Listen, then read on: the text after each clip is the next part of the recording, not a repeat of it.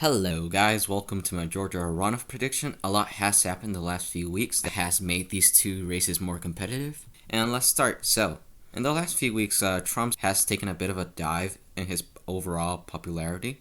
Trump has always been a bit of an unpopular president, having a hard time getting to the 50% margin.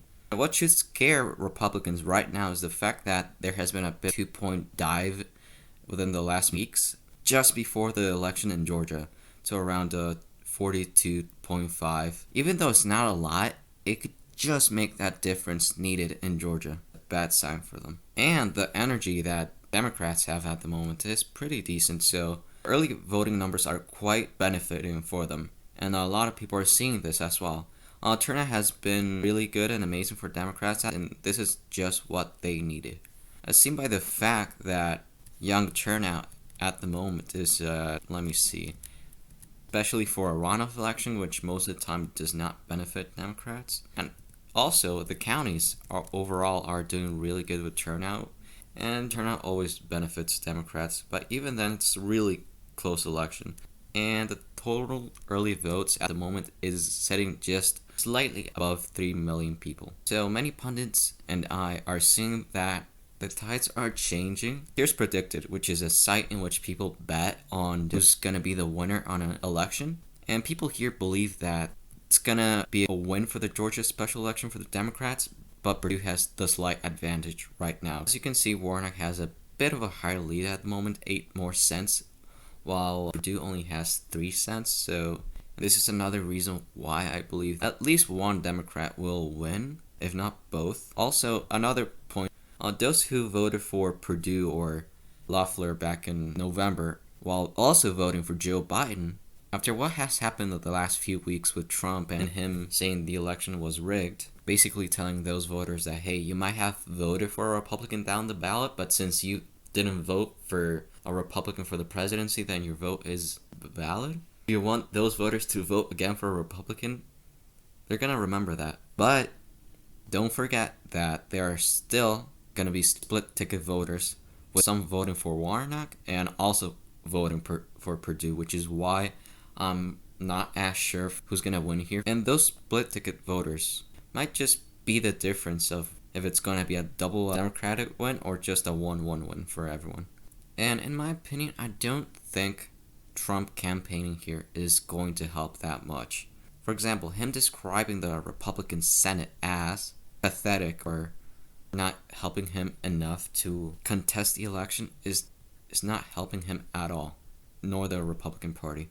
And each single tweet that he tweets out about the election is slicing away the votes for Purdue and Loeffler. Furthermore, ever since Purdue and Loeffler have become full-blown allies of Trump and even hanged around with some icky people like Loeffler having a picture alongside a former KK leader and Purdue just not being with enough moderates at the moment, especially for Purdue, having Loeffler on the ticket as well is gonna hurt him. And if Purdue doesn't play well, then this could be one of the reasons that Ossoff might win. And personally, after the election, I thought to myself that the GOP would win most likely both seats, if not at least one. But after what Trump has done and delegitimized the election, calling the election illegal and invalid, and after how bad the pandemic has gotten, about how bad the distribution of vaccines have been, and overall, the fact that the 2K checks for the stimulus have not gone or become anything at the moment, all of these things have made Trump lose some support, especially with those moderates that voted for him back in November.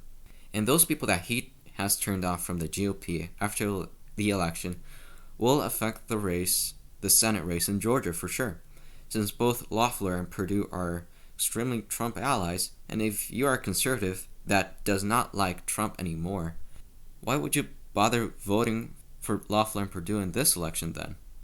And to be honest, Trump at the moment is sinking the Republican ship. Every tweet, every word he says about the election being rigged is taking a small percentage of these Republican voters away from the GOP. So let's go to this latest polls in Georgia. They are really good news for the Democrats, but I know what you're asking. Why am I even looking at the polls? So they were wrong in both 2016 and 2020 in many states. But I looked really into this, and Georgia has been one of the better states with polling. They do polls really well, which is why I'm showing you this.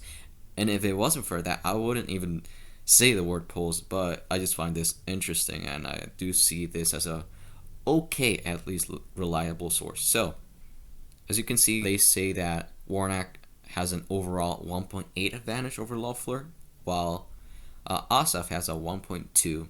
I doubt both of these Democrats are going to have that big of a victory margin. Maybe Warnock could get 1.2, maybe. But I strongly believe that Ossoff will not have that big of a win. Maybe at best 0.5. And I wouldn't be surprised if it's like 0.01 or something like that. And I believe it's going to be razor thin, especially for Ossoff and Perdue. And could honestly go either way.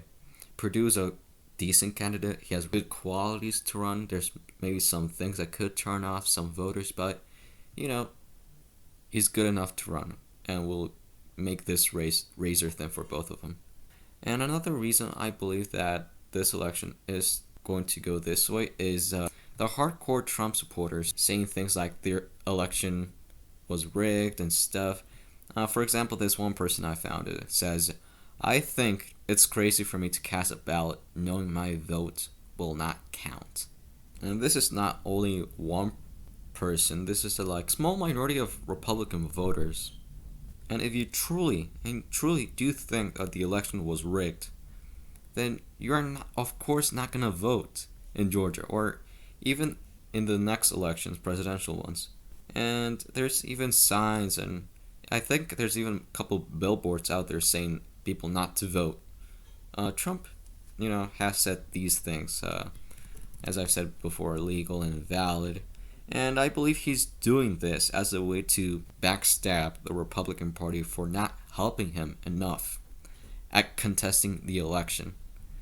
And Democrats are loving this. So, in the end, for my final prediction on these two races that are going to decide the Senate, I expect Warnock to win here just narrowly by around, I'd say maybe 1% or a bit less than that. While for Ossoff versus Perdue, I truly believe that race could go either way, either with a extremely thin margin for Ossoff of maybe a couple hundred, if not 1,000 votes, or the same for David Perdue. But as the way the tides are changing, the way that Trump has done, I would give Ossoff the slight advantage, which would give Democrats the Senate. But don't get your hopes up, because this one, straight up 50-50 chance for each party. I would say Warnock, he has a slight advantage. So I'd say ever since last week, the chances of Democrats winning at least one seat has gone really astronomically high for them compared back in November after the election. And at the end of the day, most Americans, both Democrats and conservatives, believe that the election is over, and this is just hurting the GOP and McConnell especially. And I remember I was actually one of the few creators here that put both Georgia seats going blue just barely as tilt. But I'll be honest, it was only until a week and a half ago that I once again came back to this conclusion. Before that, I thought both of these were gonna go red. But ever since I saw how Trump was sinking the GOP's ship, and I just saw how the nation and politicians were reacting to the election results. As Trump's popularity drops more, the more he says the election was rigged, the more he sinks the Republican ship, both here nationally and in Georgia. And if Democrats win back the Senate, it's going to be a nightmare scenario for Republicans, since Joe Biden would be able to do so many more things in office without any major restrictions, really. And that's it. Thank you guys for watching. Share, like, and subscribe, and see you next time. Bye.